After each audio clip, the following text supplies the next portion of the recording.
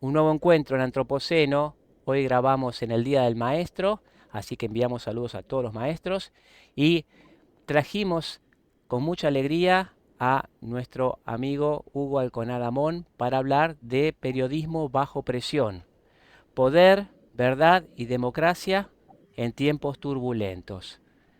Todo el mundo lo conoce.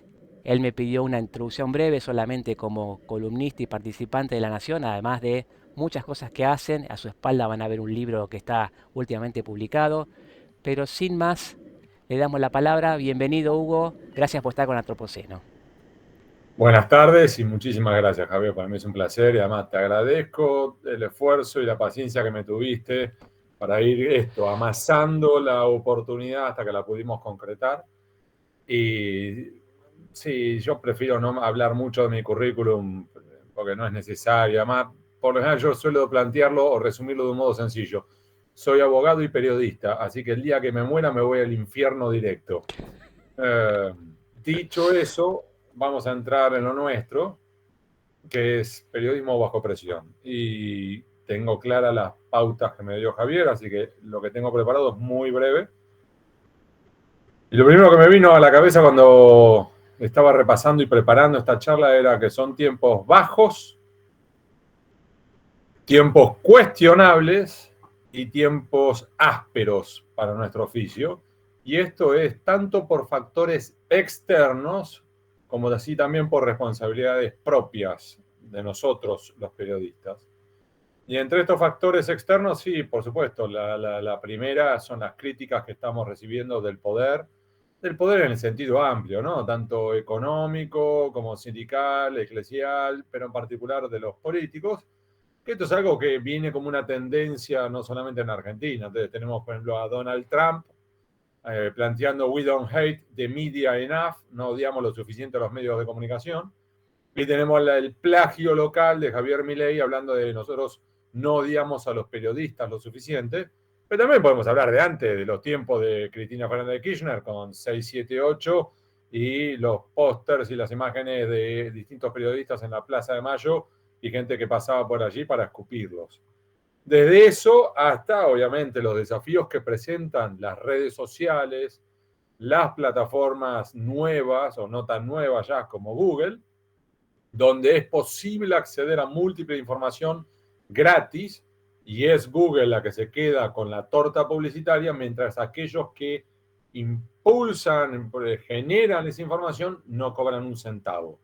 Con lo cual, claro, después tenés un diario o un medio de comunicación que es el que pone los gastos, hace la inversión y no tiene el ingreso correspondiente.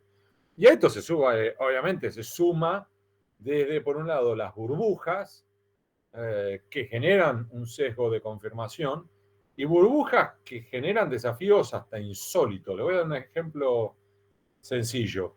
Yo tengo más de 700.000 seguidores en Twitter, más de 200.000 seguidores en Instagram, tengo más de 100.000 en Facebook y yo jamás les he dicho a mis chicos sobre mi trabajo nada y tampoco les he compartido jamás links a mis notas.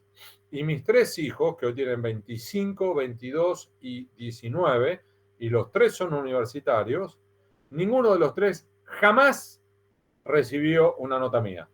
Jamás les llegó a través de las redes sociales el link a una de mis notas. Y yo las promuevo todas, por todas las plataformas y redes sociales. Con lo cual, aun cuando vivimos en la misma casa, estamos en burbujas distintas, burbujas comunitarias online distintas. Esto por un lado, las burbujas, pero además tenemos después el desafío de las fake news, que es todo un desafío. Por un lado, porque ya está verificado académicamente que las mentiras tienden a difundirse, a propalarse mucho más rápido que la verdad. Y un ejemplo paradigmático sobre esto, que los invito a que lo busquen, fue cuando hubo una serie de incidentes callejeros en Londres y corrió la versión, el bulo, la mentira, de que los manifestantes habían soltado a unos tigres del zoológico de Londres y que esos tigres habían ingresado al subte de Londres y que entonces uno podía bajar al subte y encontraba con el tigre de Bengala. Eso circuló con una velocidad atroz que el zoológico de Londres sacó fotos a los tigres adentro de la jaula, diciendo, muchachos, tranquilo, que los tigres están acá, y eso circuló mucho menos y mucho más lento que la mentira. Esto como un ejemplo. Y a eso se suma los desafíos propios de la inteligencia artificial, donde tenemos que incluso hoy es muy difícil distinguir qué es real y qué no. Y otra vez un ejemplo paradigmático sobre esto. Yo tengo una tía, mi tía Patricia, que es mi madrina y no tiene chicos. Yo soy lo más parecido, cercano, que tiene a un hijo. Y yo la adoro. Y un día me mandó un mensaje por WhatsApp diciendo, Huguito, es impresionante el audio tuyo que acabo de escuchar porque me lo mandó una amiga y ya se lo reenvié a todas mis amigas, en la cual explicás cómo se financia la campaña de, y da el nombre de un candidato presidencial. Yo le digo, Pato, no sé de qué me estás hablando, me mandás el audio. Y el audio era de alguien que se hacía pasar por mí y lo hacía bastante bien, e incluso decía, soy igual con nada, y mira, te voy a contar algo que yo no te lo puedo contar en el diario, porque no me lo dejan contar. Y era mentira. Ahora, hasta incluso mi madrina se comió la mague y lo difundió. ¿Cómo terminó la historia? Tuve que mandarle el audio trucho a Chequeado. Chequeado se lo mandó a la Facultad de Ingeniería de la UBA y me pidió una prueba de sonido mía, una prueba de voz, para después contrastarlo. Tardaron 3 semanas en contrastar y verificar que, en efecto, no era yo. Y esto entonces después difundirlo. Claro, otra vez, para cuando difundimos que ese audio era trucho, ¿a quién le importaba? Ya había hecho un desastre. Entonces, esto como un ejemplo. Y después puedo hablar de otros factores. Ahora, también tenemos los factores internos. Por supuesto que podemos hablar de desafíos, que estos son claros para el poder, porque a la hora de poder hacer buen periodismo tenemos recortes presupuestarios, publicitarios y salariales. Tenemos retiros voluntarios, gente agotada, galopante en mi oficio, galopante. Y a eso se suman varios vicios. El vicio, por ejemplo, de la oficialitis, donde vemos a múltiples periodistas que cuando el poderoso de turno, el gobernante de turno, anda bien y las encuestas le sonríen, le rinden pleitesía y son más alcahuete que los alcahuetes. Y por el contrario, cuando empiezan a trastabillar los gobernantes, le pegan más duro que todos los que estaban investigando hasta ese momento. Y lo estamos viendo en estos días con el presidente Javier Milei, que varios de los que lo adulaban ahora son los que lo critican, hablando de su soberbia, de su intolerancia y todas esas cuestiones. Y a eso se combina con otro factor adicional que es nuestro problema, que es, si yo les digo a todos ustedes, ¿me pueden decir quién es Wanda Nara? Probablemente todos los que estamos acá saben quién es. Si yo les digo Carpinchos de Nordelta, también. Y si les digo Ricky Ford, también. Ahora, si les pregunto a ustedes, en algún momento, en algún medio de comunicación, ¿ustedes escucharon cuál sería el impacto sobre PBI del eventual aumento en las jubilaciones que estuvo debatiendo la Cámara de Diputados? Probablemente no. Pero eso no es para criticar a la audiencia, es para criticarnos a nosotros los periodistas que terminamos informando sobre Carpincho de Nordelta o sobre las últimas aventuras sexológicas de Wanda Nara y no hablamos sobre impacto sobre PBI de una determinada medida o no medida que se está evaluando en el Congreso de la Nación Argentina. Ahora, puedo seguir avanzando sobre los factores, ¿no? Pero déjenme entrar ya en el último eje, que es, y la salida es, como se habla y es un cliché, que la información es dar más información, mejor información, información de calidad. No necesariamente. Y ustedes me van a decir, Hugo, ¿cómo es eso? A ver, en mi caso, yo trabajo para el Diario de la Nación y yo les cuento que sí, yo me dedico a hacer periodismo de investigación y que yo he ganado 3 de los 6 premios mundiales más importantes del periodismo. Y les puedo hablar de, sí, como calidad y periodismo y biribiri. Y sí, también les puedo decir que yo tengo los 2 récords. El récord de la nota que más suscripciones generó para el diario y el récord de la nota que más renuncias a las suscripciones generó en la historia del diario. Después, si quieren, hablamos de cuáles son esas notas. Pero el punto es, no necesariamente la información de calidad te garantiza mayores lectores, mayor publicidad, porque además tenés anunciantes que se retiran, tenés gente que te quiere demandar, gente que te manda telegramas, y además lectores que en esa misma dinámica de sesgo de confirmación dice, yo no estoy suscrito al Diario de la Nación para leer este tipo de noticias. Y se van. Y, a ver, no hablo solo del Diario de la Nación, esto es una constante porque también lo hablo con mis amigos, cerveza de por medio, que trabajan para otros medios de comunicación. Esto es una realidad. Y además, incluso si uno no hace periodismo de investigación, la buena información a menudo cuesta dinero. Dinero en el sentido amplio. Es decir, porque vas a estar dedicando a un periodista, dos periodistas, X cantidad de periodistas a buscar determinada información durante determinado tiempo, y eso es dinero. Y al mismo tiempo, con riesgo. A ver, por ejemplo, ahora, yo acabo de dar, y aclaro algo, ¿no? Doy muchos ejemplos propios por una cuestión de qué es lo que me consta, no porque sea una cuestión de mirarme al espejo, sino porque creo que a veces son ejemplos paradigmáticos. Uno de estos es, nosotros acabamos de ganar el premio a la mejor entrevista del año en toda América Latina, con la entrevista que le hice al Pepe Mújica, que fue la última entrevista antes de morir. Esa entrevista tomó 6 meses conseguirla. Y además, cuando la conseguimos, el diario decidió que fuéramos un fotógrafo, un camarógrafo y yo. Entonces tuvo que pagar 3 pasajes de barco, porque fuimos en buquebús, más una noche de hotel por las dudas que se demorara la cuestión y entonces no quedar colgados, más la comida para ese tiempo que estuvimos allí, más el alquiler de un auto. Y a su vez, no estaba garantizada la entrevista, porque como ya Pepe ya venía cuesta abajo en la rodada, no podíamos descartar que 3 minutos antes de la entrevista nos dijeran, Pepe está mal, se terminó. Y entonces, por supuesto que después puedo decir que la nota terminó siendo la más leída del mes, que generó suscriptores y toda la historia, pero podría haber salido mal. Del mismo modo que, por ejemplo, la cobertura en las Islas Malvinas, cuando yo viajé para los 40 años de la guerra, solo el viaje, o sea, el viaje para llegar a las islas costó $10.000. Y es en esa cobertura donde yo escribí un texto que es la que generó la mayor cantidad de renuncias a las suscripciones en la historia del diario.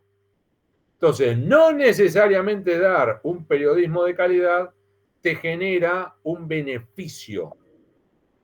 Dicho eso, déjenme avanzar un par de puntos adicionales. Aún así, ¿estamos en un momento que a mí me inquieta? Sí. Ahora, ¿es un momento que al mismo tiempo yo creo que hay oportunidades? Por supuesto. ¿Y por qué digo esto? Porque hay múltiples ejemplos de experimentos que están saliendo bien, de nichos que dan a su vez nuevos beneficios. Y voy a dar un ejemplo paradigmático para mí, el de Sebastián Ríos. Si no lo han leído, los invito a leerlo. Sebastián Ríos era un colega, amigo mío, periodista que cubría temas de ciencia y salud. Y a él hacía muy buen trabajo, pero no lo terminaba de convencer. Y Seba, que le gustaba el vino, el buen vino, y había hecho cursos, un día le fue con la historia al diario a decir, muchachos, ¿por qué no me dejan que empiece a escribir sobre vinos? Y yo vaya a hacer cata de vinos, cata de whiskies, y escribir sobre restaurantes, y escribir sobre... Y el diario lo miró medio rojo, y él le dijo, muchachos, vamos a hacer algo. Lo hago 6 meses.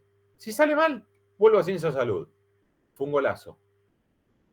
Porque lo que terminó generando es una audiencia fiel, una audiencia que lo espera, una audiencia que reclama cuando se toma vacaciones, generó nuevas publicidades, publicidades que hasta ese momento no estaban en el diario, anunciantes que ahora dicen, yo quiero, pero quiero donde está Sebas, no quiero donde haya otro. Y Sebas, que por un lado es el periodista más envidiado de la redacción, porque toma whisky, porque toma vino, porque le mandan, por ejemplo, salió un nuevo chocolate y se lo dan a él para que lo pruebe. Entonces, Sebas está en el mejor de los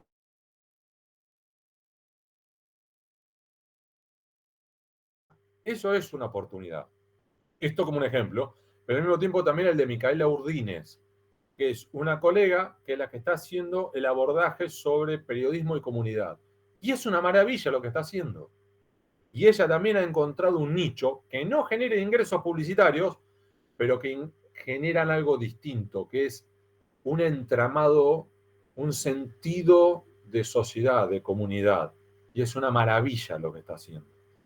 Y cierro con un par de ejemplos adicionales, que son, por ejemplo, la experimentación en redes sociales, en plataformas digitales, en Internet, con, por ejemplo, experimentos nativos, que tenemos desde análisis digital en Entre Ríos, pero también el faro en El Salvador, o la silla vacía en Colombia, o tenemos ruido en Córdoba, que son experimentos de más o menos nicho, pero que están buscando una nueva rueda que permita girar al periodismo en estas nuevas realidades.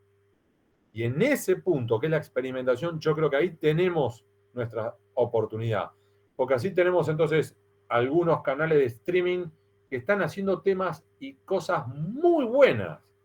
Ejemplo, así como yo le decía que a mis hijos nunca se cruzaron con una nota mía, a pesar que yo tengo 700.000 seguidores en Twitter, 200.000 en Instagram y todo eso que les dije, fui sin decirles a ellos, fui a un canal de streaming. Al día siguiente de que estuve allí en ese canal de streaming, un sobrino de 21 y mi hijo de 25 me dice, papá, sos un boludo. ¿Por qué no nos dijiste que ibas al canal de streaming, que es un genio ese pibe, no sé cuánto? Con lo cual, esos canales de streaming están llegando a otras audiencias, están generando periodismo en un segmento que hasta ahora nosotros no habíamos logrado conectar. Ahí hay una oportunidad. Del mismo modo que también lo hay en los podcasts, que hay algunos que son muy buenos, e incluso en TikTok. TikTok, videos de 1 minuto que yo tengo colegas en México, en Brasil, que están desarrollando periodismo de investigación en TikTok. Hay oportunidades.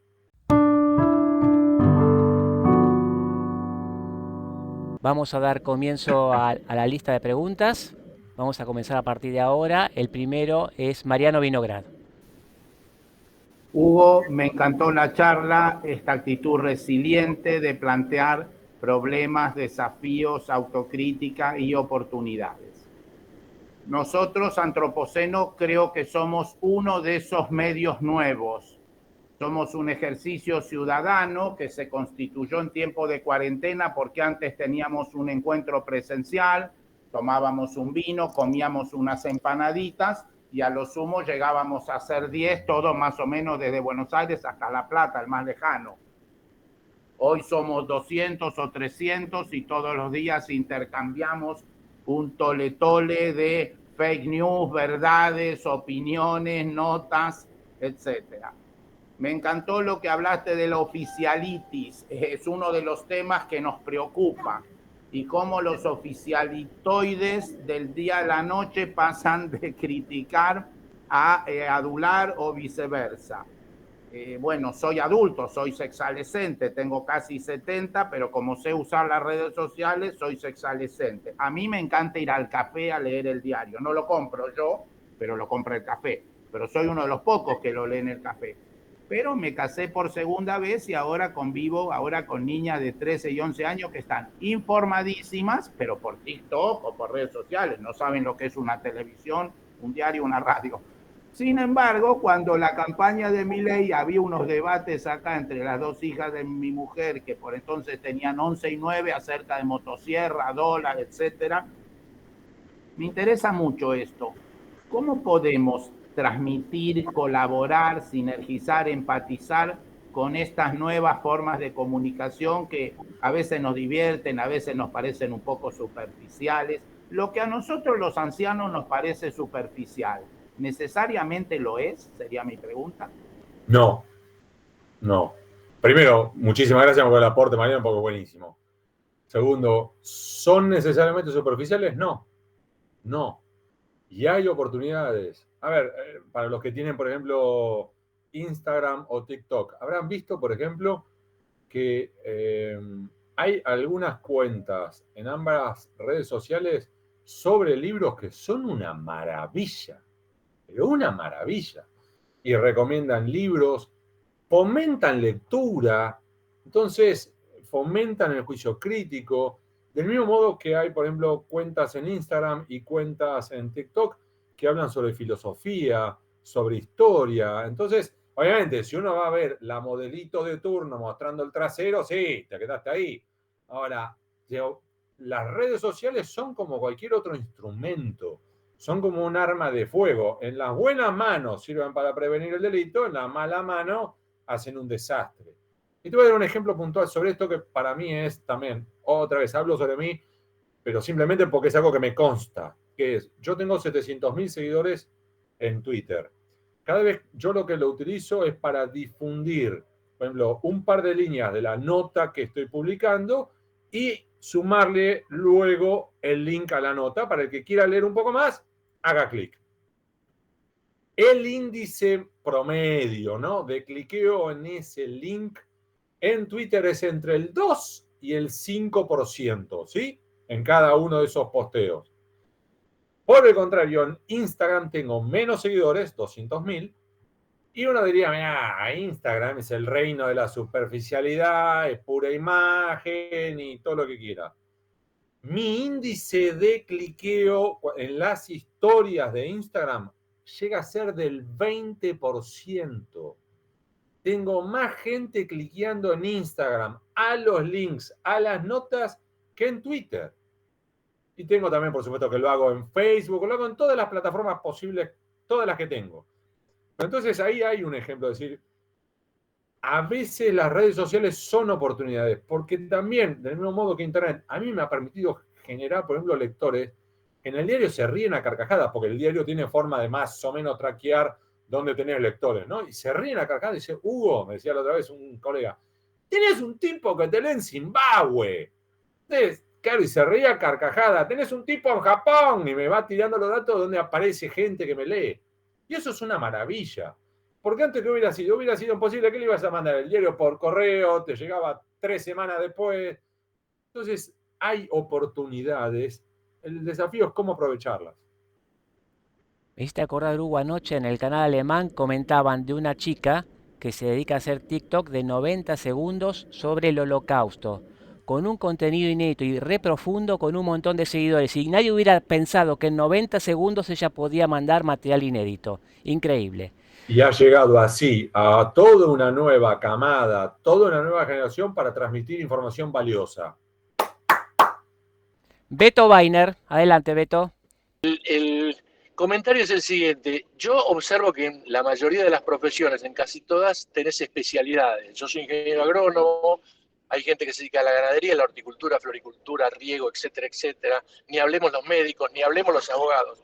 En el periodismo, no lo noto tanto en el escrito, pero sí en el televisivo y el radial, hay una cantidad de periodistas muy importante que yo los llamo todólogos, que no tienen información precisa sobre la mayoría de los temas y dicen muchísimas cosas incorrectas y forman opinión. Reitero, no lo veo tanto en el periodismo escrito, pero sí muchísimo en el televisivo y el radial.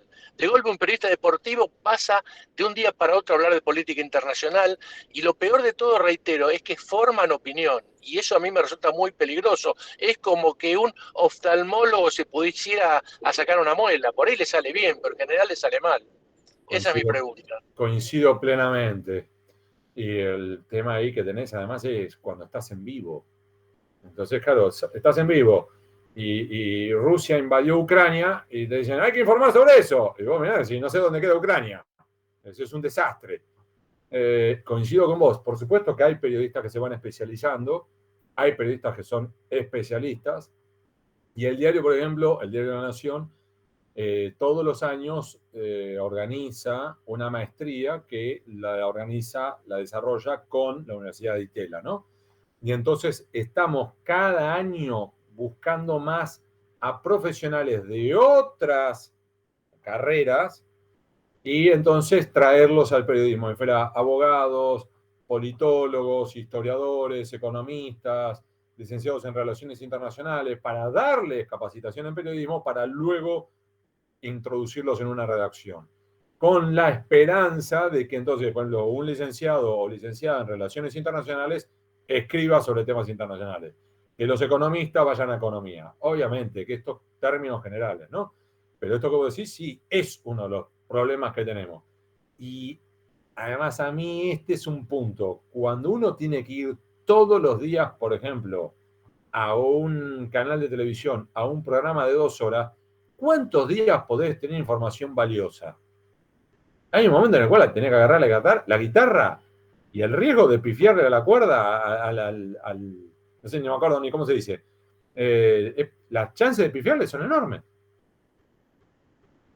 Vamos a Dani Aguilera. Dani.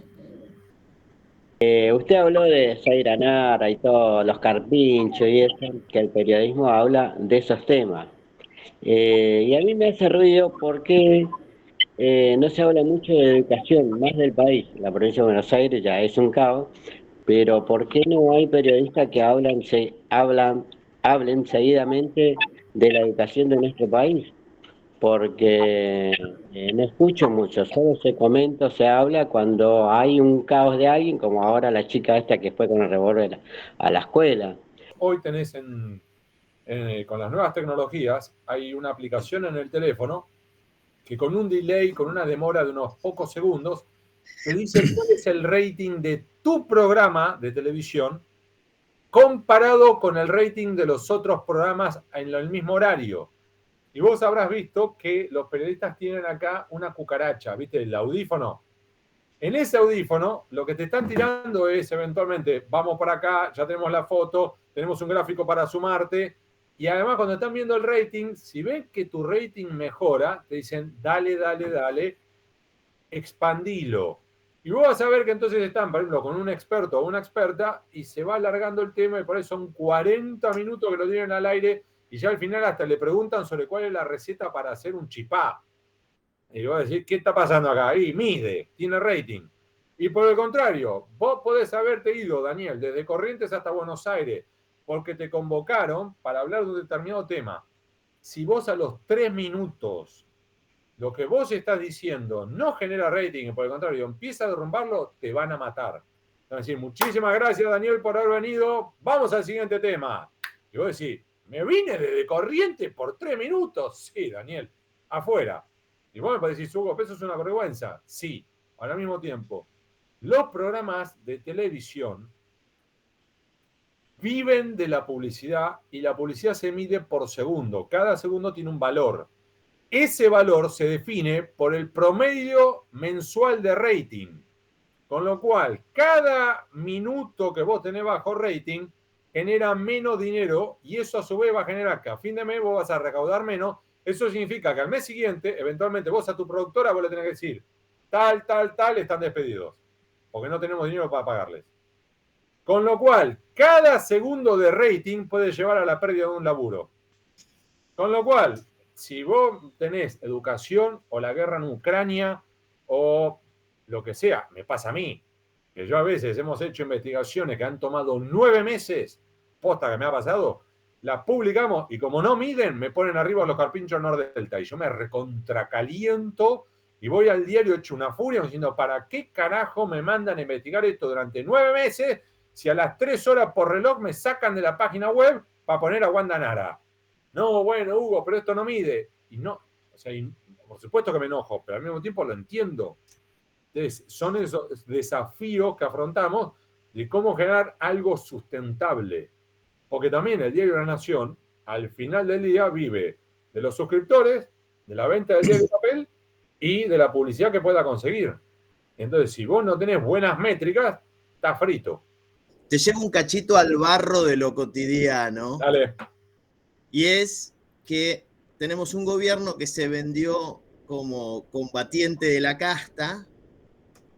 Ahora saltó un escándalo de corrupción, casta pura, al mejor estilo casta, digamos el 3% o el 5% o el 8%, no importa, pero ya sabemos que es para financiar la política. Pero a esto te quiero preguntar, hay una novedad en la corrupción para mí, muy novedoso con respecto a otros que afanaban con la obra pública, que afanaban con las compras del Estado. Este se metió con una estafa cripto. ¿no? Con el caso Libra. Vos, en la medida que puedas decirlo públicamente, ¿qué pensás? Si es una sofisticación del choreo, si es un error de chambón, dirían en la cancha de fútbol, o digamos, o es una nueva forma de recaudar para la política. ¿Verdaderamente pasó lo que pasó o fue un error de naif? Esa es la pregunta.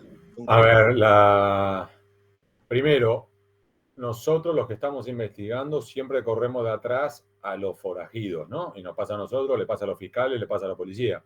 Cuando vos lograste entender cómo funciona un operatorio, ese operatorio ya no lo usa más, porque vos ya sabés cómo es. Entonces, van cambiando, ¿no? Entonces nosotros empezamos a escuchar sobre cómo utilizan las cripto para lavar dinero, para pagar rescates en secuestro, para pagar lo que sea, hace ya unos 10 años. Y fue un proceso que era chiquitito y fue expandiéndose. Claro, ahora, como vos decís, la primera vez que pasa con algo en la cual termina bailando un presidente de la nación. Y dicho eso, a esta altura ya es hasta poco relevante si a Javier Milei lo caminaron o fue parte de la operatoria. Digamos, si Hugo, ¿cómo es eso? Te lo voy a mencionar de este modo.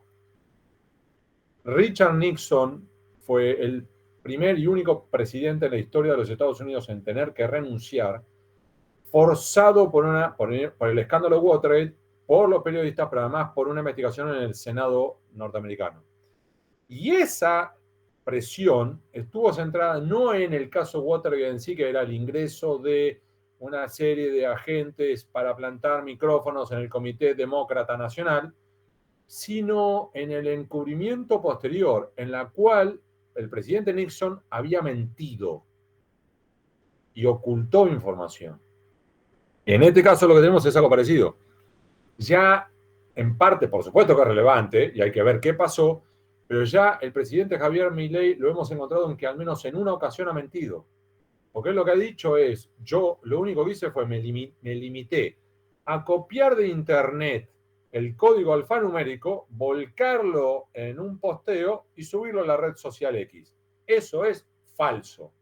Ya está verificado por expertos informáticos que ese código alfanumérico no estaba disponible en ninguna página de internet, en ninguna parte del planeta. Con lo cual la pregunta del millón es, ¿quién te lo dio? ¿Cómo te lo dio? ¿Cuándo te lo dio? Pero alguien te lo dio. O te lo mandó por mail, o te lo mandó por WhatsApp, o te lo dictó, pero hay alguien de por medio. Entonces la siguiente pregunta es, ¿quién te lo dio? ¿Y a cambio de qué? Si es que hubo algo. ¿Lo hiciste por amor? ¿Lo hiciste por amistad? ¿Lo hiciste por dinero? Y en definitiva, ¿por qué ocultaste esto? ¿Qué tenés para ocultar ahí? Entonces ya hoy tenemos a un presidente que queda a la defensiva, por lo menos por una mentira. Y a partir de ahí puede generarse un efecto dominó. Sergio Saya. Estamos en una era que es la era exponencial, donde todo se acelera, digamos, ¿no? Todo lo bueno y lo malo se acelera. Y teniendo en cuenta, por ejemplo, que Spotify tardó 11 años en masificarse y TikTok tardó 47 días en masificarse, y eso expresa mucho la era exponencial. Teniendo en cuenta eso, que vamos hacia ese mundo, en algún momento se pensó de que la información en papel vaya a desaparecer en el corto plazo. Esa es una posibilidad, es un riesgo. Yo no estoy tan seguro. Quizás se modifique en parte el tipo de información que circule.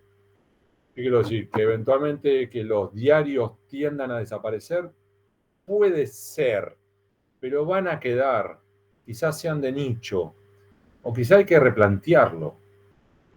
Y entonces vamos a tener otro tipo de textos en los diarios.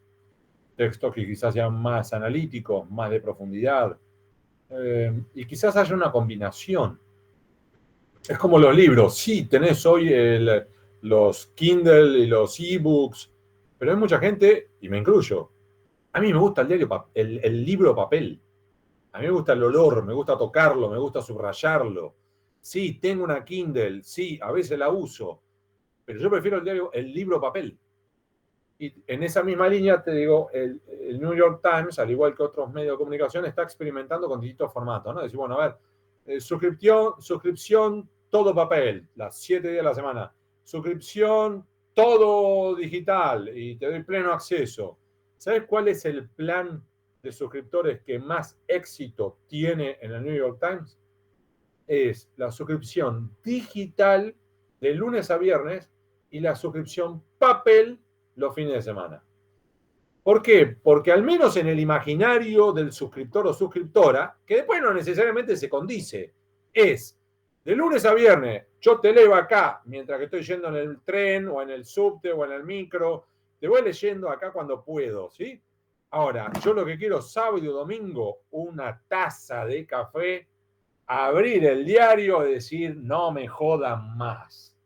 Después no pasa, porque es un despelote, porque tu pareja te pide llevarme acá o acompañarme, o tener que llevar a los hijos o a los nietos, a donde sea, y se te complica todo. Pero ese es el sueño.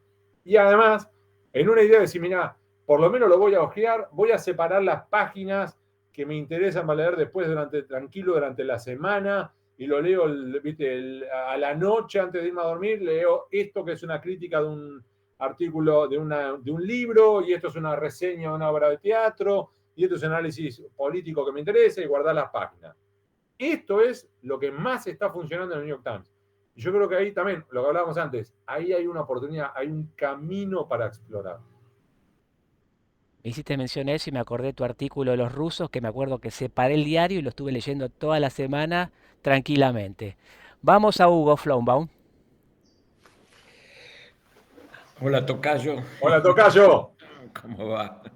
Bueno, primero voy a hacer un poco de publicidad que acostumbro. He leído el libro La ciudad de las ranas, que me pareció fantástico y todavía no valorado, porque adentro de las historias que contás está también el nacimiento o no nacimiento de la nación.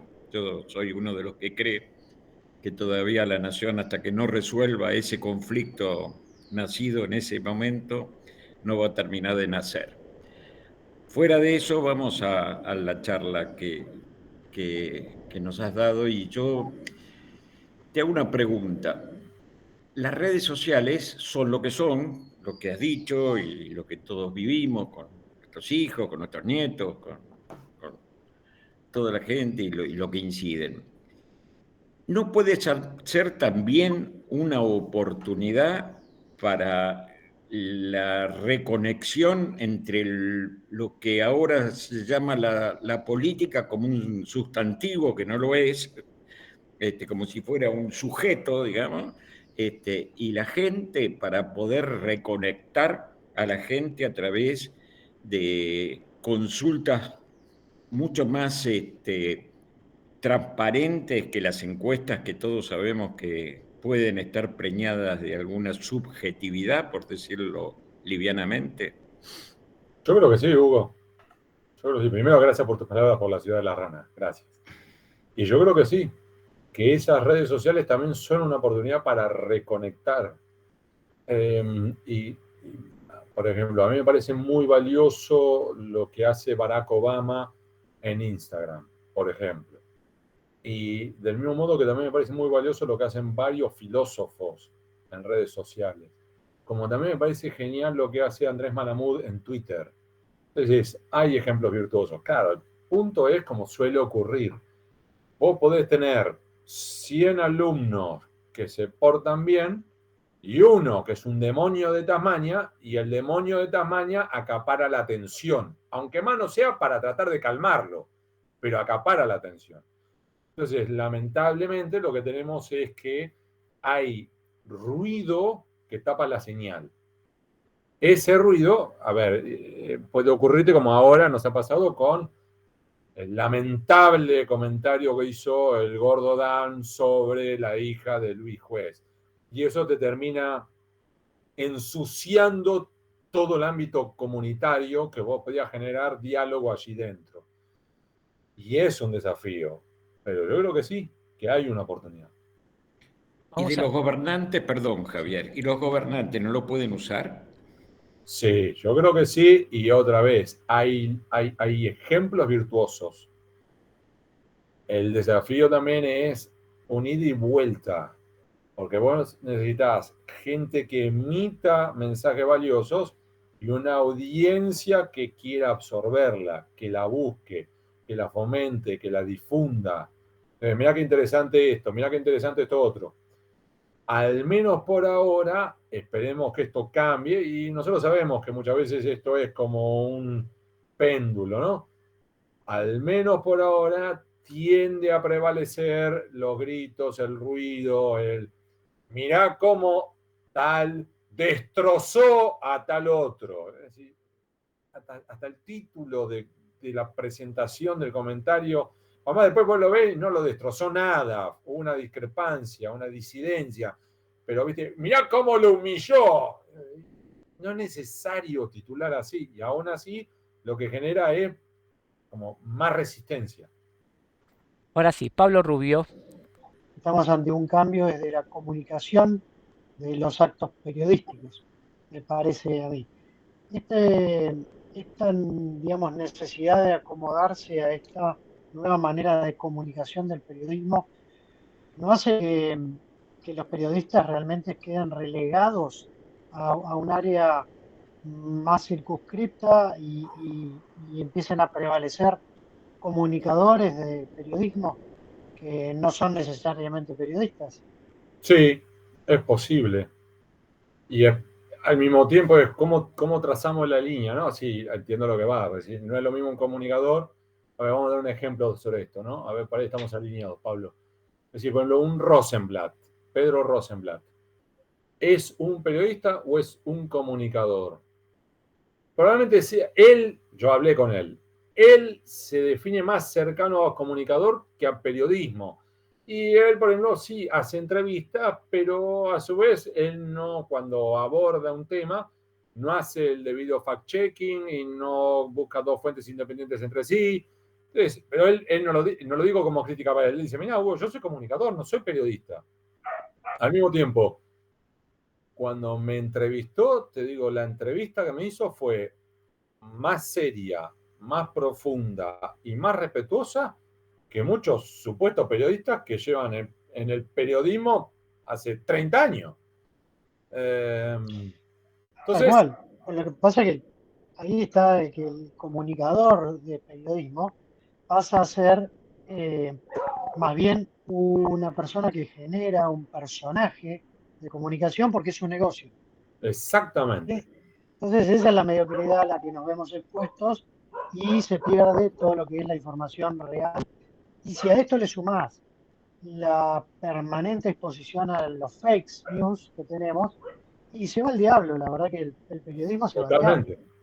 Y ahí es donde coincido plenamente, y también hay una oportunidad. ¿Qué cuál es? Empezar a rastrear a esos y esas periodistas que tienen buena información. Entonces decís, por ejemplo, en mi caso, ¿no? Yo decís, Gabriel Ramonet en Tierra del Fuego, Mariel Arias en Santa Cruz, Tronfi, Ana Tronfi en Chubut, y Edgardo Liminov en Córdoba, y te voy diciendo en cada provincia 1, 2, 3 periodistas valiosos. Lo mismo en distintos puntos de América Latina. Y si vos decís, mira, Hugo, pero temas económicos, tal. Y digo yo, pero vos también debes tener alguno que vos, en tu especialidad, vos decís, mira, cuando habla sobre este tema que yo conozco, habla bien. Tac, hay que seguirlo. Hay que seguirlo en Twitter, hay que seguirlo en Instagram. Y yo decía, a ver, ¿quiénes son? Pero a mí me gusta leer. A mí, Hugo. Es decir, yo sigo a determinados escritores y escritoras en Instagram, pero además sigo a determinados bookgrammers. Y como se les dice a los que recomiendan libros en Instagram.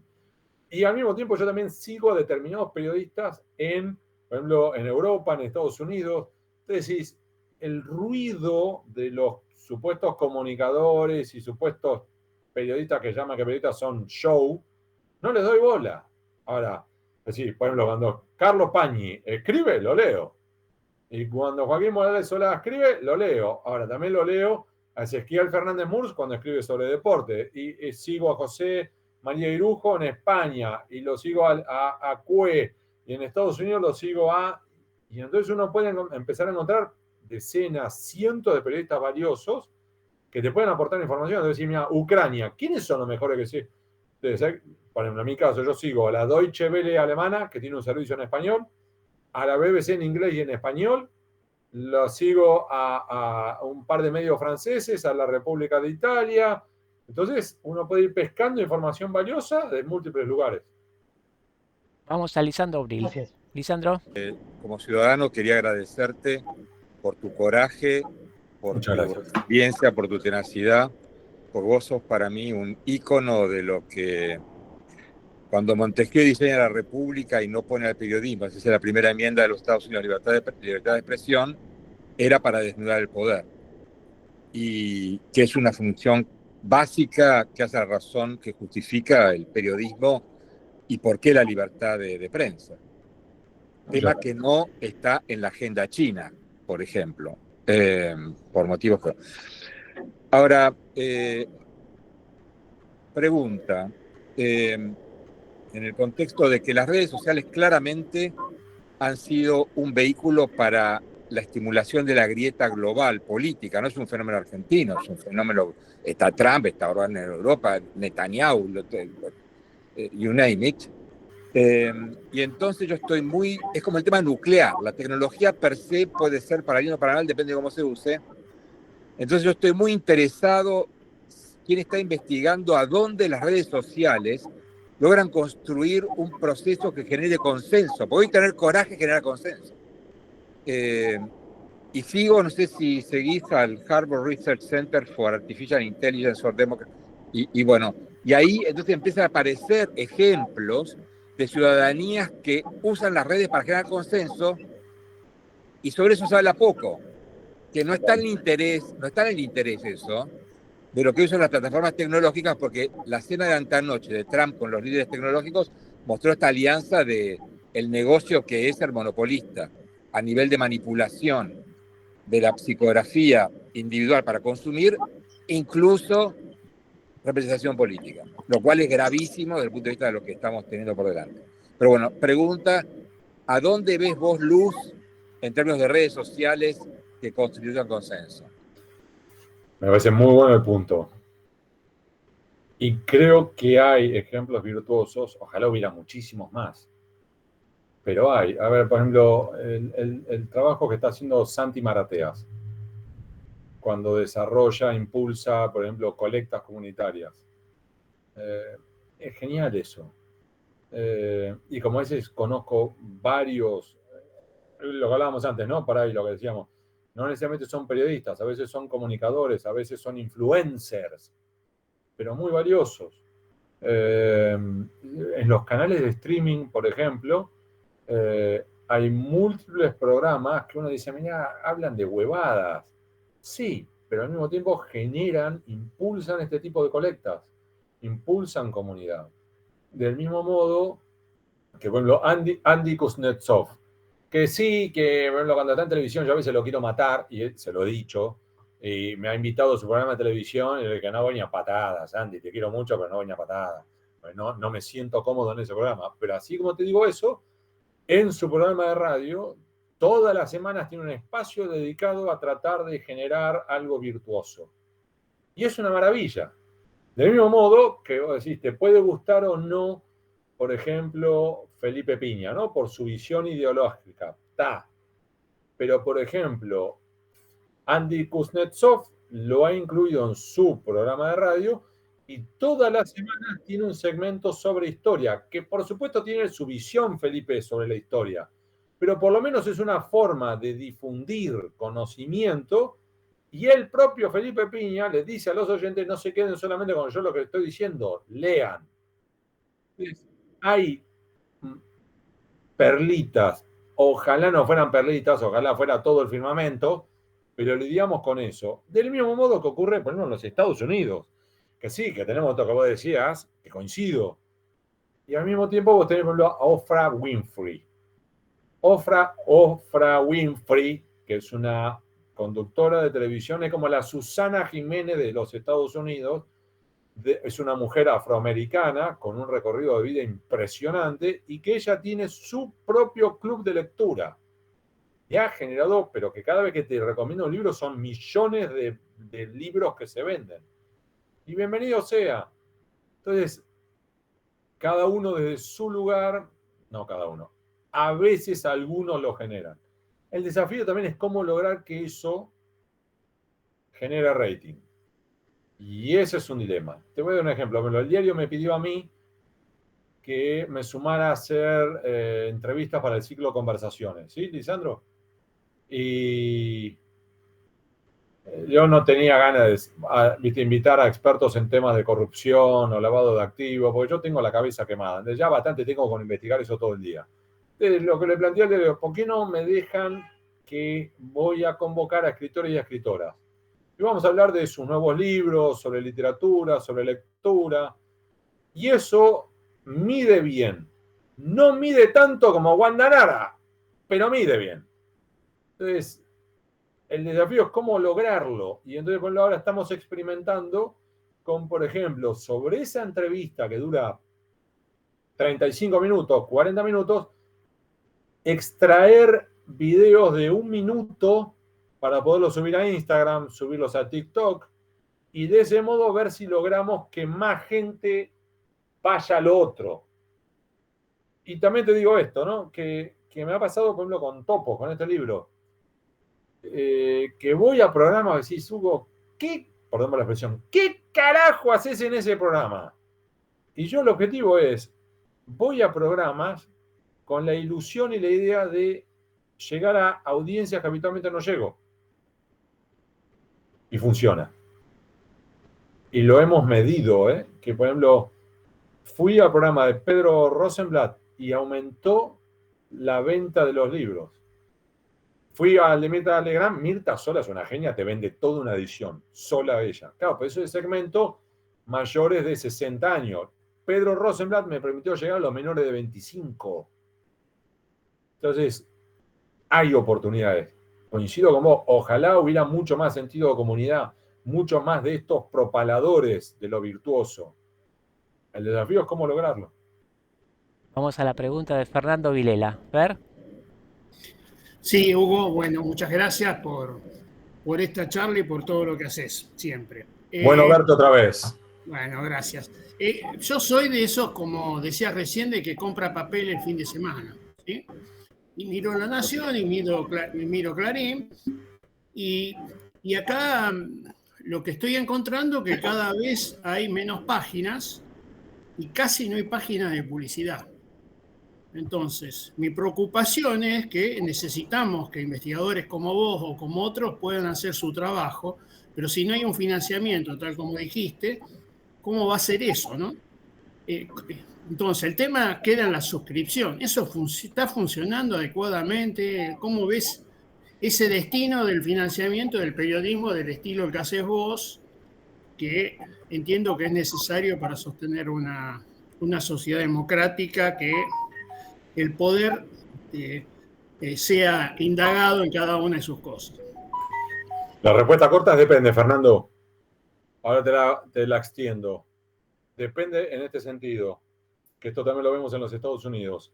En Estados Unidos el modelo de suscriptores funciona cuando vos sos un gran medio nacional o tenés una posición tan fuerte en un determinado sector o segmento, por ejemplo, cobertura especializada en economía, el Financial Times, el Wall Street Journal, o en deporte, donde vos sos el Corriere della Sera en Italia.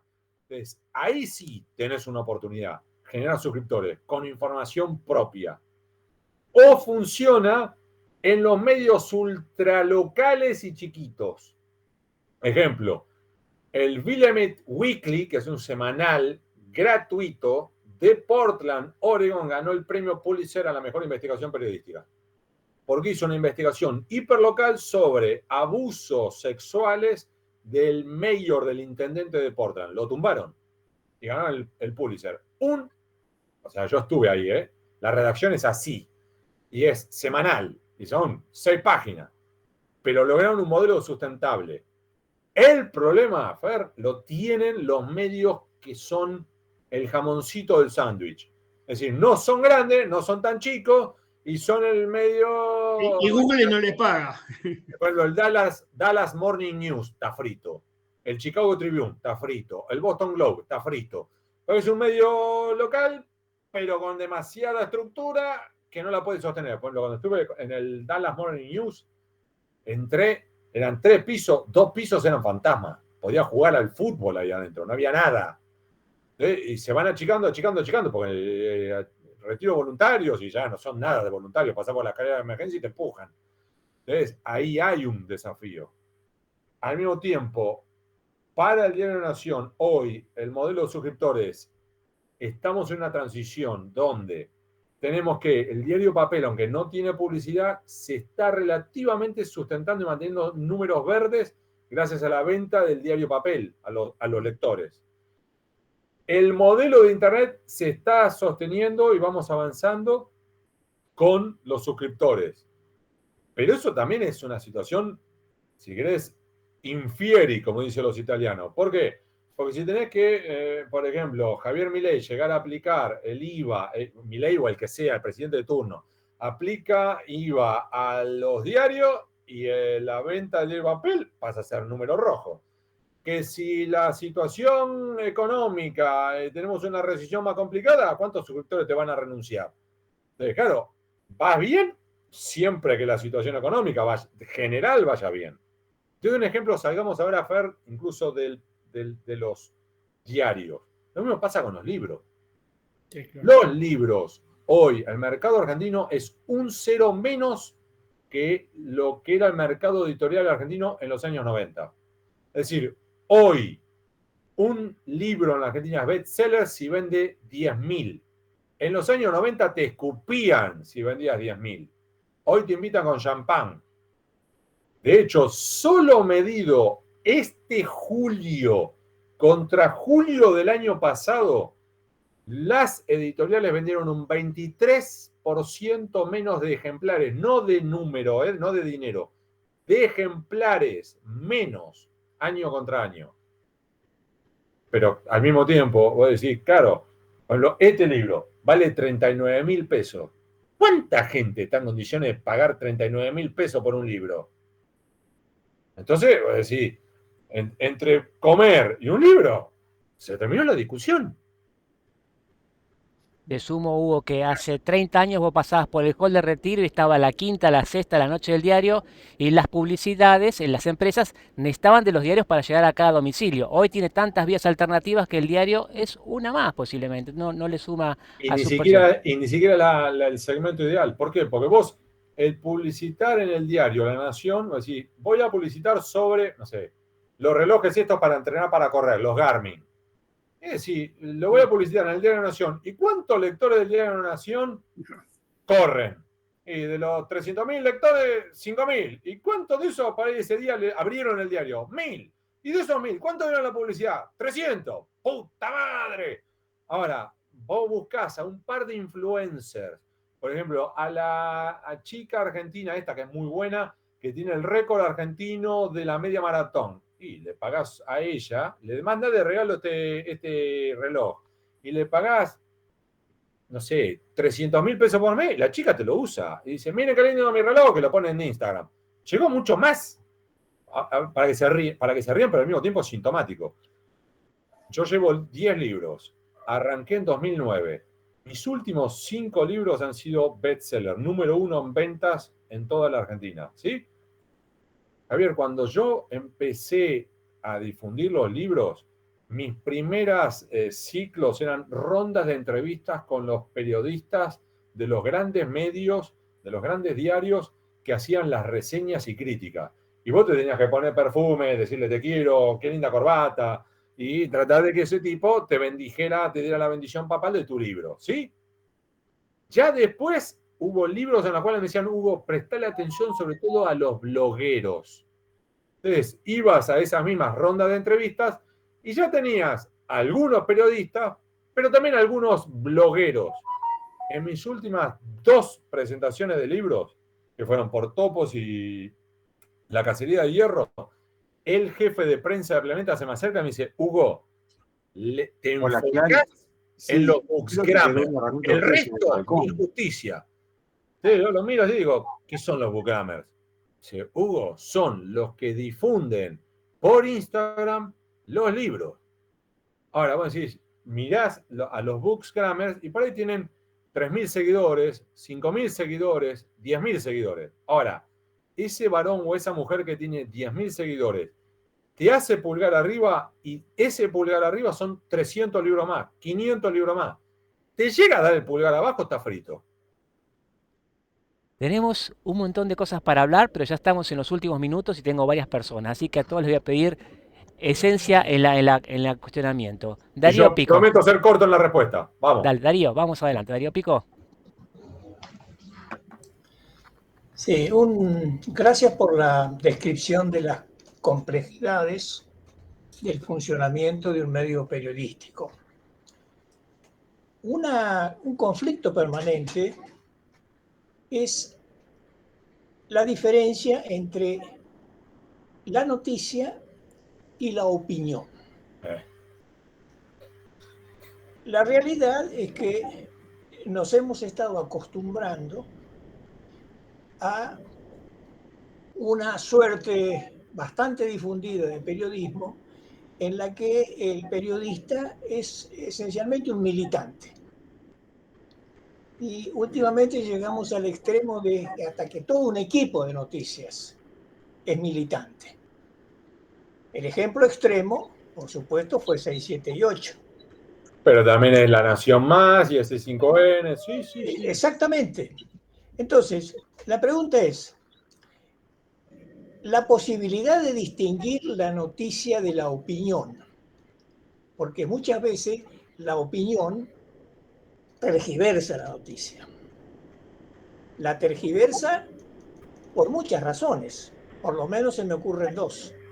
Una, la incapacidad del periodista de tratar esa noticia, la falta de preparación, digamos así, y en otros casos la mala intención directamente.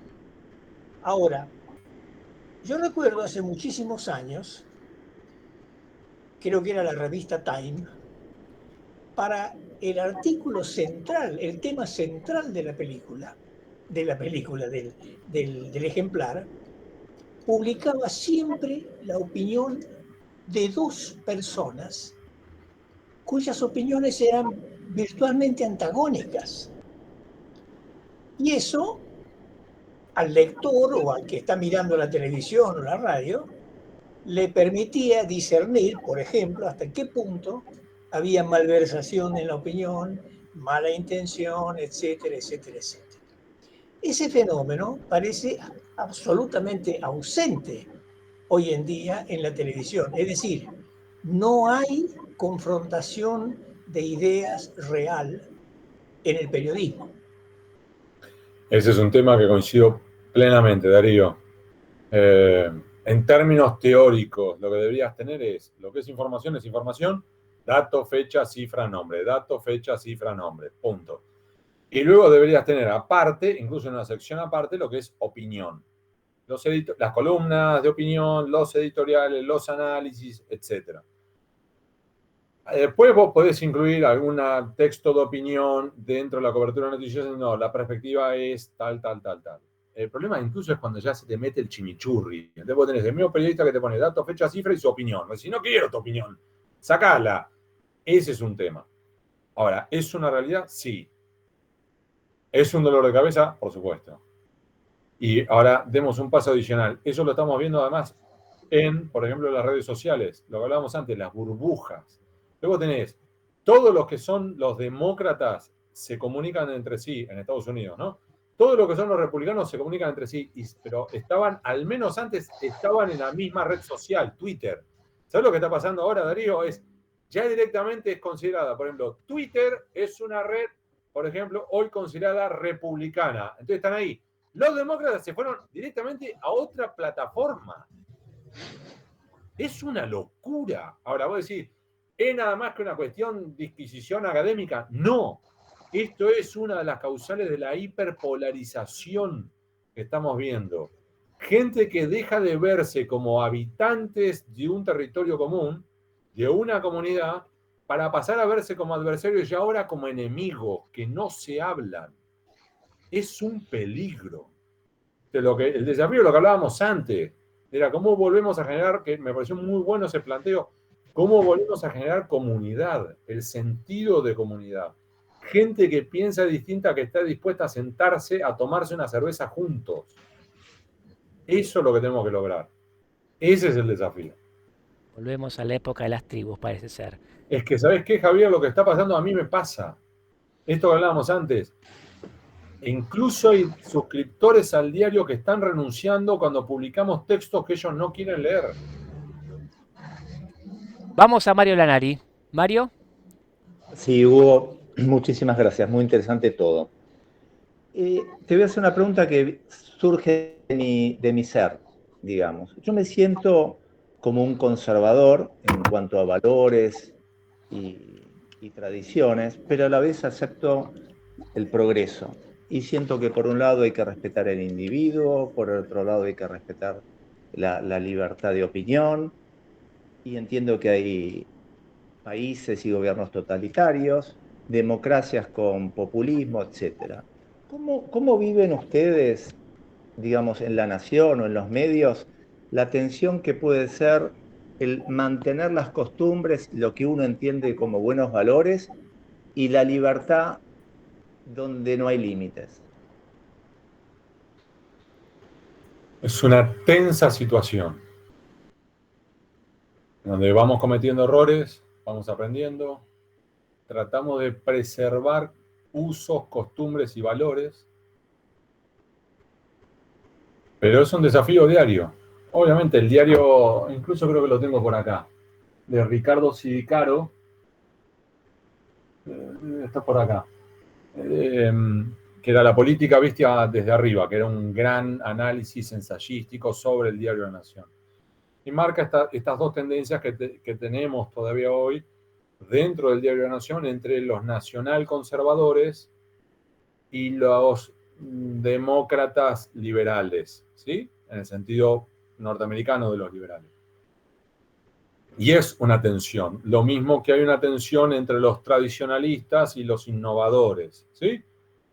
Y es una tensión que por momentos cruje y chisporrotea y por momentos es enriquecedora. Y en parte es esto lo que hablábamos antes con Darío. Y es parte de eso aprender a dialogar y aprender a generar consensos. Y te doy un ejemplo puntual, y lo puedo decir porque me enorgullece. Yo he tenido chisporroteos con el presidente del directorio del Diario de la Nación, Julio Zaguier. Porque Julio tiene una mirada distinta a la mía. Y de hecho hemos llegado a discrepar sobre algunos editoriales. Y yo le he escrito correos electrónicos y digo, Julio, no estoy de acuerdo por esto, por esto, por esto, por esto, por esto. Y él podría haberme dicho, nene, yo soy el dueño del diario. Se terminó. No tengo nada que discutir con vos, nene. Cerrá la boca. Y por el contrario, lo menciono a este ejemplo porque es un ejemplo valioso. Julio, en vez de decirme eso, me dijo, John, discrepo con vos por esto, por esto, por esto, por esto, por esto. Y yo le dije, sí, pero fíjate esto, esto, esto, esto. Estoy hablando de correos electrónicos largos, donde incluíamos filosofía, politólogos, citas judiciales, que sí, que no, pim, pam, 8 correos que iban y venían en un caso en particular. Y en un momento dice, Julio, me dice, vení. Y me citó al quinto piso. Y en vez de decirme, a ver si te queda claro, no me hinché la pelota. En vez de eso, empezamos, bueno, ¿por qué? Pim, pam, pum, pam, pum, pum. En un momento la conversación se puso acalorada, pero respetuosa. ¿Sabes cómo terminamos? Cuando ya íbamos una hora, digo, bueno, Julio, me tengo que ir porque tengo que ir a escribir, ¿no? Sí, dale, dale. Y le fui a dar la mano. Y dice, ¿qué me da la mano? Deme un abrazo. Lo que tuvimos fue debatiendo. Pum, pum, pum. Entonces, lo menciono porque es un ejemplo valioso de un tipo que es el presidente del directorio del Diario de la Nación, que me podría haber dicho eso, mostrado la jineta y se terminó, y por el contrario generó esto. Entonces, obviamente que adentro incluso de la redacción tenemos cortocircuitos y tenemos diferencias de criterios, porque somos personas adultas, con miradas distintas, con discrepancias, pero que tratamos de generar esto. E incluso te lo llevo un paso adicional, que es otro desafío, Mario, que es, y voy al punto que mencionaba antes Darío, ¿cómo logramos que el diario La Nación atraiga a columnistas de una mirada completamente distinta, que podamos publicarlas porque ellos quieran aparecer en el diario, y que al mismo tiempo los lectores, en vez de mandarnos a la puta madre que los parió por haberlos incluido, nos digan gracias porque incluiste algo que yo de otro modo no hubiera leído? Antropoceno es un espacio ciudadano que todas las semanas utilizamos para intercambiar opiniones con gente que no piensa lo mismo. Ahora, hubo un día que hubo un episodio muy desagradable, porque hubo una señora llamada Mercedes Colombres, la voy a nombrar, que alguien se preguntó si era una periodista o si era otra cosa. ¿Qué palabra usaste vos? Comunicadora, difusora. Entonces dijimos, bueno, no es lo mismo ser periodista que ser difusor. Por ejemplo, Gómez Fuentes, Katzanseu, no es algo nuevo ahora del tiempo del TikTok. Gómez Fuentes y Katzanseu, Víctor Hugo Morales o Barón en 6, 7 y 8, o como se llama el de Animales Sueltos, Fantino ahora, no son periodistas, son propagandistas. Se armó un quilombo acá, una controversia, portazos, etcétera.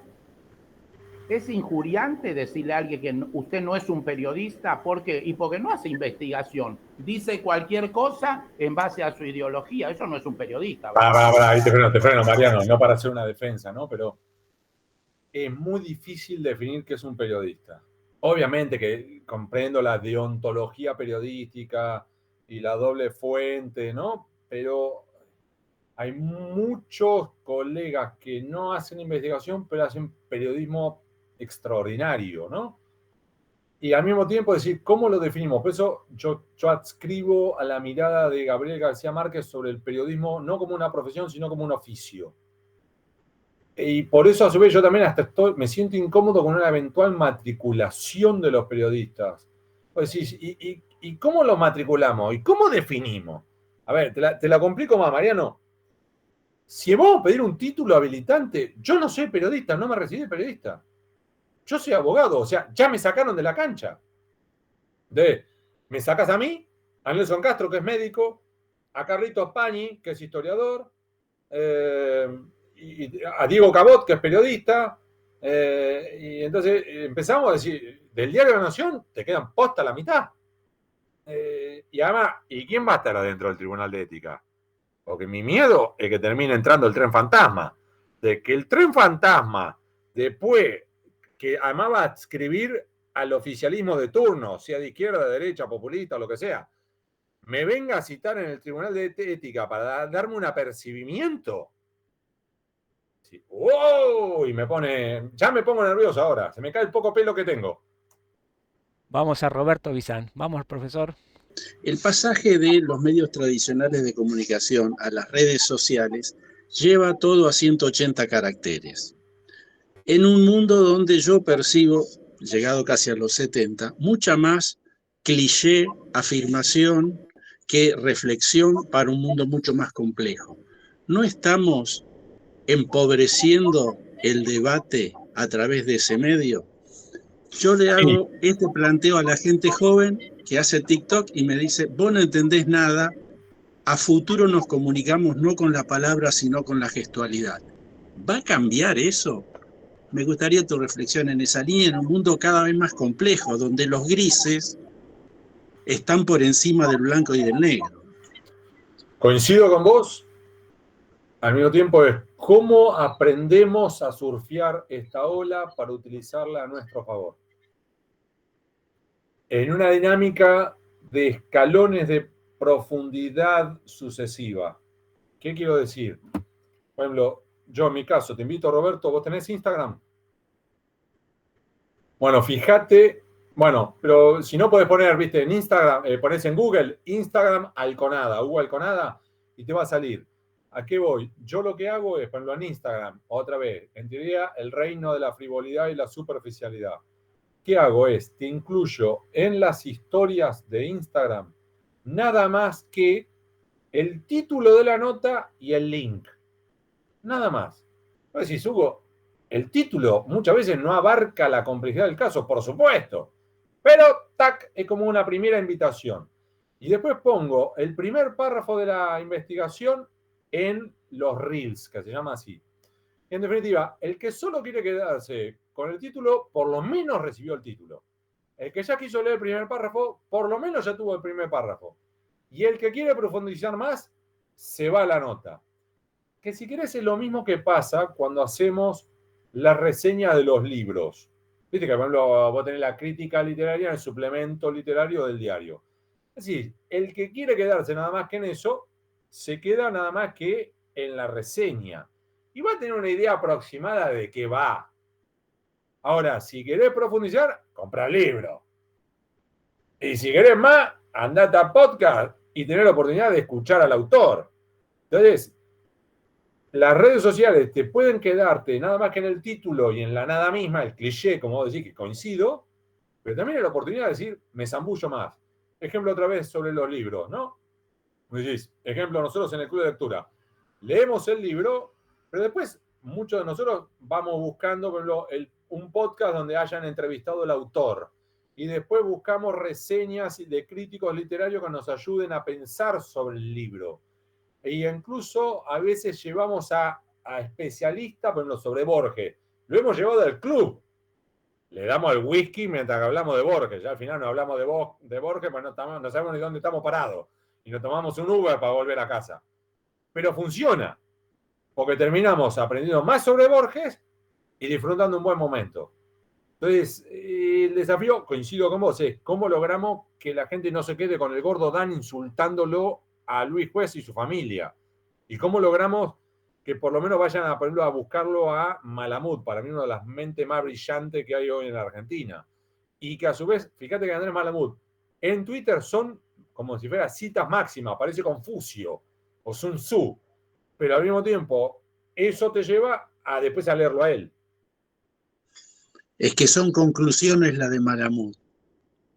¿Sí? De un pensamiento complejo que transitó toda esa vía que vos comentás, que no es lo habitual en el grueso de la gente, entiendo que va a redes sociales, pero coincido en que tener más herramientas habilita a pensar más en profundidad, hay que saber usarla, el secreto está en el lector. Claro, que como antes mencionábamos, ¿no? A Tom Friedman, un genio. Entonces, sí, Tom Friedman, verlo en Twitter para después leer la nota en New York Times y después eventualmente irte a comprar el libro. Yo tengo acá 4 de los libros, los tengo yo. A Tom no es amigo mío, ni mucho menos, no me voy a subir a la moto. Pero lo he entrevistado 3 veces y es brillante.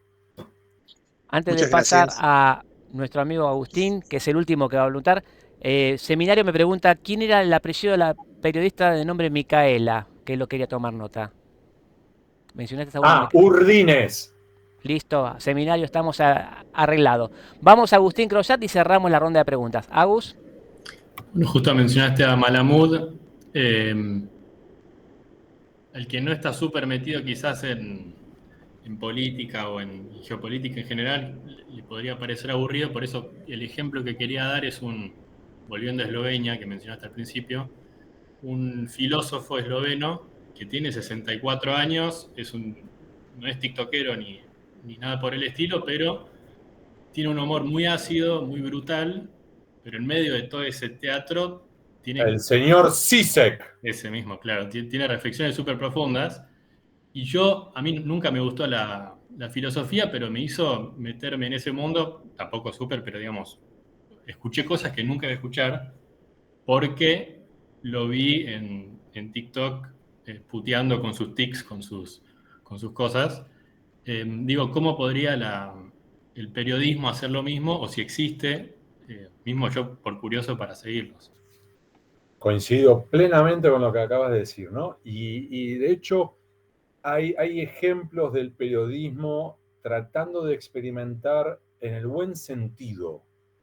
Es decir, ¿cómo convierto lo importante en atractivo? ¿Cómo convierto lo importante en algo viralizable? Y, por ejemplo, una de las cosas que está haciendo el diario es te cuento esta investigación en 2 minutos. Sí, me pasó a mí, por ejemplo, ¿te acordás que cuando me intentaron hackear y toda esa historia, ¿te acordás? Hace poco revelé un documento secreto del gobierno que abre la puerta para hacer tareas de inteligencia ilegal sobre periodistas, políticos, movimientos sociales, volaron la piña. Y entonces escribí una nota y la nota fue leída. Cuando hice ese video de 2 minutos tuvo más de 500.000 vistas. Esas 500.000 vistas generó una segunda vida a la nota, en la cual contaba en profundidad lo que había pasado. Y esa historia, a su vez, generó más lectura en la nota importante, que era la original, que era el documento secreto del gobierno que habilita a espiar a los... Entonces, en esa línea, yo tengo amigos míos en México, Animal Político, que está haciendo incluso cartoons, historietas, ¿viste? Dibujos de investigaciones. Pero decís, Hugo, ¿están banalizando la investigación? No, no, no. Están tratando de llegar a otras audiencias que de otro modo no llegaran ni a patadas. Están tratando, amigos míos de ProPublica, uno de los centros de investigación periodística más importantes de los Estados Unidos, que han ganado premios Pulitzer a patadas, están también experimentando con jingles, canciones, para tratar de llegar a través de podcast. Y te voy a dar un ejemplo, vos ni siquiera no lo tomes como falta de respeto porque no lo es. Pero vos, Agustín, todavía no habías nacido cuando nosotros vivimos, los que ya peinamos canas o nos estamos quedando pelados, vivimos una que fue terrible, que fue un intento de censura previa sobre Tato Bores. Y lo resolvieron con una canción que si yo digo 3 palabras, todo lo que peinan caras acá se van a reír a carcajada. La jueza Barú Vudú Budía. Fue un jingle, todo el mundo lo entendió. Entonces, ahí tenés un ejemplo de cómo no es periodismo, es comunicación, pero logró entrar de un modo que todos hoy todavía, 30 años después, lo tenemos internalizado. Entonces, ProPublica está tratando de generar eso a través de, por ejemplo, jingles, canciones, internalizar temas relevantes en la sociedad norteamericana. Entonces, ¿es periodismo? Y no necesariamente, lo están haciendo los periodistas, pero la idea es tratar de difundir información importante. Entonces, son experimentos que eventualmente después sean un fracaso. Puede ser, pero hay que intentarlo. Estamos viviendo momentos bravos, pero voy a cerrar con un comentario que me hizo una vez papá. Papá, un tipo brillante, que fue conjuez de la Corte Suprema a los 33 y además corajudo, presentó 6 habeas corpus por los desaparecidos en plena dictadura en La Plata y le pusieron una bomba.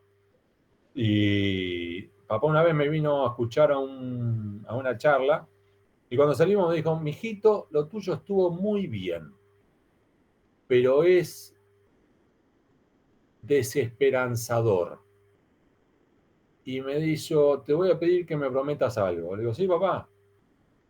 Te pido por favor, porque te conozco, me dice, y yo sé que en el fondo vos sos un optimista, te pido que siempre cierres tus charlas, tus comentarios, con lo que él definió como una cuota de optimismo, una cuota de esperanza. Entonces, no es la esperanza estúpida o el optimismo ingenuo de todo va a estar bien, pero sí plantear, y coincido con papá, en que todas las sociedades tienen sus problemas, pero todas las sociedades en ocasiones se dan oportunidades. Y entonces pasa también por nosotros por buscar esas oportunidades y pasa por nosotros fomentarlas, difundirlas, acrecentarlas.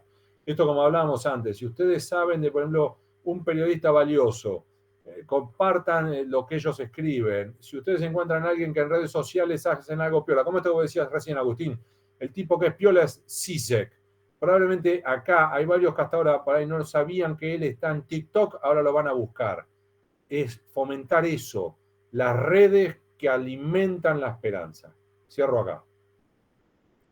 Un gusto enorme, Hugo. Espero que haya disfrutado con nosotros este momento. Para nosotros que placer. fue sublime. Muchas gracias. Amigos, les despedimos. Nos encontramos aquí en 7 días nuevamente en Antropoceno y ustedes lo pueden seguir disfrutando en nuestros canales Antropoceno en YouTube y Antropoceno Podcast. Gracias a todos.